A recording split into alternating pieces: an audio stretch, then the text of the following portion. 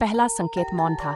कोई पक्षी नहीं चहचहाया, कोई हवा पेड़ों के बीच नहीं सरसराई। यहाँ तक कि वे जिन भेड़ियों का पीछा कर रहे थे वे भी डर से दूर से ही हुआ कर रहे थे, कुछ क्षेत्रों से बचते हुए, मानो कोई अनदेखी शक्ति देख रही हो और इंतजार कर रही हो। रातों रात विशाल पद चिन्ह उनके केबिनों के चारों ओर उभर आए, किसी भी भेड़िए से बड़े जो उन्होंने पहले कभी देखे थे। जंगल विशेषज्ञ हेनरी ने कसम खाई कि वे किसी भी ज्ञात जानवर से संबंधित नहीं हो सकते, लेकिन जो अधिक भयावह था वह ये कि ये पद चिन्ह उनके शिविर की ओर गए थे, लेकिन वापस जाने के कोई संकेत नहीं थे। एक रात उनके कैबिन का रेडियो अचानक चालू हो गया। रेडियो की स्थैतिक ध्वनि एक फुसफुसाहट में बदल गई, एक अलौकिक विकृत आवाज जो उन्हें चेतावनी दे रही थी, भागो, इससे पहले कि ये जाग जाए। डेविड ने तुरंत फ्रीक्वेंसी की जांच की, लेकिन सिग्नल किसी चार्ट स्टेशन से नहीं आ रहा था।